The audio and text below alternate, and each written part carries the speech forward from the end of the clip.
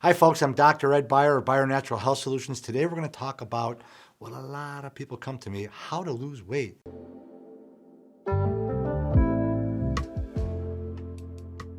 This video is for people who really have a tough time losing weight. They lose a little bit and they can't get past the sticking point because there's so much to weight loss that I'm going to share with you today. Actually, I'm going to go over 16 key concepts to real and permanent weight loss. Most of our patients come to me with a desire to lose weight or fat. Most doctors would have you believe that weight loss is all a matter of calories in and calories burned, right? Let me tell you, it's much more to that. It's not that simple. For example, we have all known the person who can eat as much as they want, never exercise, and yet they stay slim. In this video, I want to explain the 16 key concepts to real and permanent weight loss. If you need to lose a lot of weight, point number one, if you need to lose a lot of weight, the first 5 to 15 pounds will usually come off quickly following our program.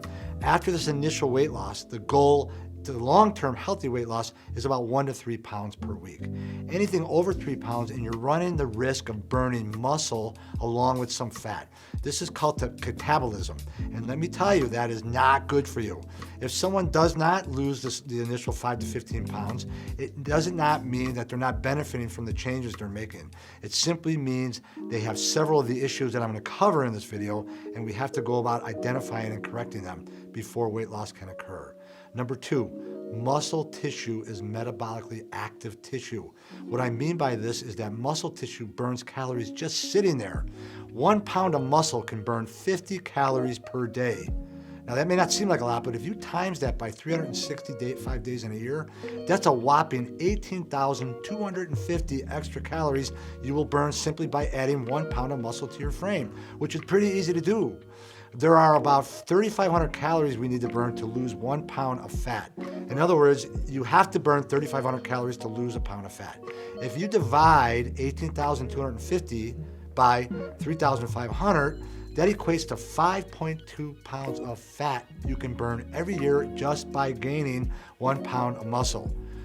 The take-home message is very clear. First, you never want to put your body into a state where you're burning muscle. This is what happens as a result of severe caloric restriction and exercising too much. Secondly, you will eventually need to do some mild resistance exercising with weights or bands and things like that to gain some muscle tissue once you've improved to a certain point. Number three, controlling inflammation. You will never get to your desired weight if you are inflamed. This means you have to do the following. You got to avoid certain food sensitivities. We test for this in our metabolic weight loss program. You have to eat an anti-inflammatory diet, which we go over. You have to get rid of chronic infections. These are usually found in the digestive system. Repair your digestive tract. There are over 138 studies relating to the gut microbiome and weight loss. We do a DNA stool test in our metabolic weight loss program to identify these problems with the gut microbiome. Get an autoimmune process under control because that's going to cause a lot of inflammation. We test for autoimmune disease and the triggers that cause it and remove them. You have to avoid inflammatory fats, especially trans fats and vegetable oil fats and things like that. You have to avoid inflammatory toxins like MSG and high fructose corn syrup, caffeine, alcohol, tobacco, and you have to maintain good blood sugar. So let's move on to number four. You got to keep your sex hormones balanced. The female body needs about 25 times more progesterone than estrogen in the body to be healthy and to lose weight. Rarely do I see this. Most female patients do not have enough progesterone to balance estrogen. This is a situation known as estrogen dominance. When this ratio is below 25-1, it becomes increasingly difficult to lose fat. And in addition, this can cause many other unpleasant symptoms and conditions. Males need to watch their testosterone to estrogen ratios.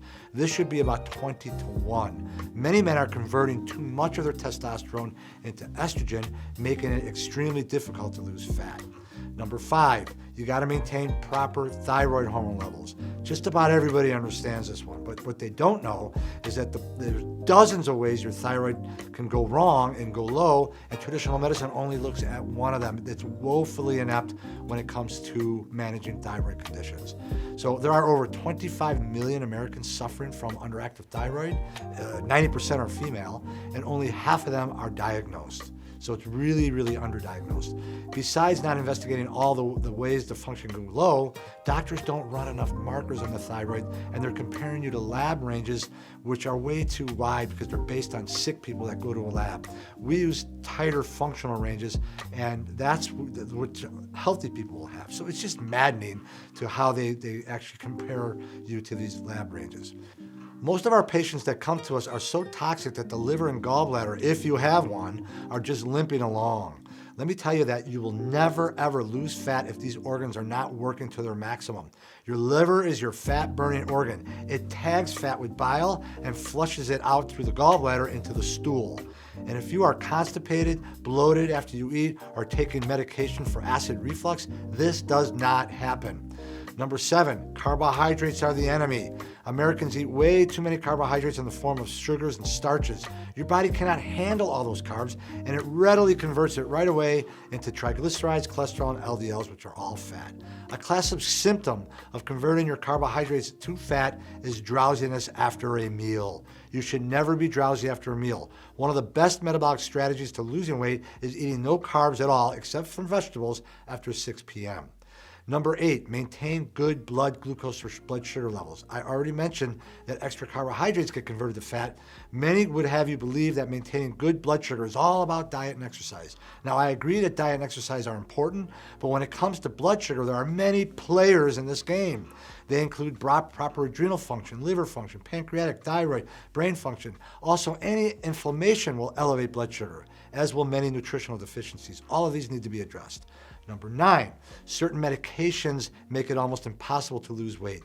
These include birth control pills, corticosteroids, antidepressants, antipsychotic medications, and many type 2 diabetes medications, and my least favorite, antacids or proton pump inhibitors like Nexium, Prilosec, omeprazole, and the rest. Number 10, leptin resistance. This sometimes is hard for people to understand, but leptin is a hormone that tells your brain when you are full or satiated. This hormone is made in our fat tissue. When we have excessive fat in our bodies, it is common to have what's excessive amounts of leptin, right?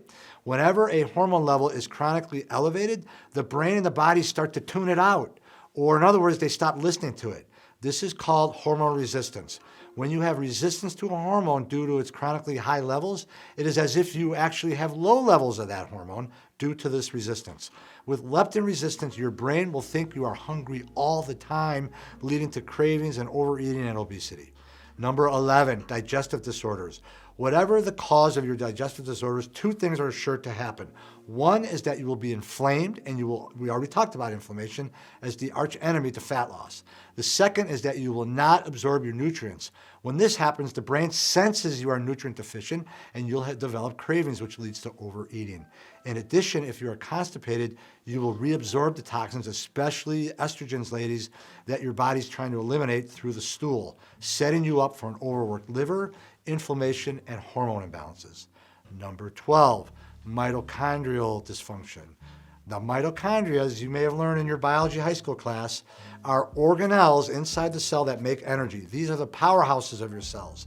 These organelles require several B vitamins, amino acids, minerals, especially magnesium, and enzymes to function.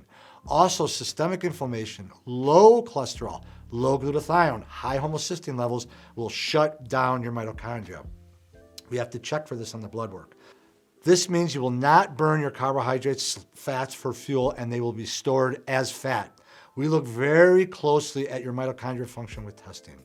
Number 13, poor adrenal function.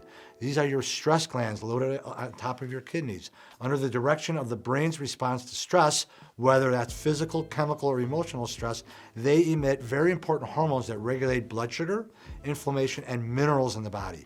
One of these hormones is called cortisol. If your cortisol levels are off rhythm or the levels are low, it can make it very difficult to lose weight and sleep and have proper thyroid function. Number 14, poor sleep. During sleep, the body repairs and the brain recharges. When sleep is impaired, the body and brain will become out of sync, and one of the biggest consequences to this is hormone dysregulation. You will never get your thyroid, estrogen, progesterone, testosterone levels to optimal levels without adequate sleep. In addition, lack of sleep is a huge stress to your body and upsets your adrenal hormones. Also, growth hormones, which are huge fat burners also, will drop without sleep. Number 15, not enough exercise. Duh, we all know that, right? I really don't have to expound on this one. Remember, when you exercise, you burn calories and your metabolic rate stays elevated for hours afterwards, creating even more burned calories. It's amazing how little exercise we really need to do when we get our metabolic problems in order.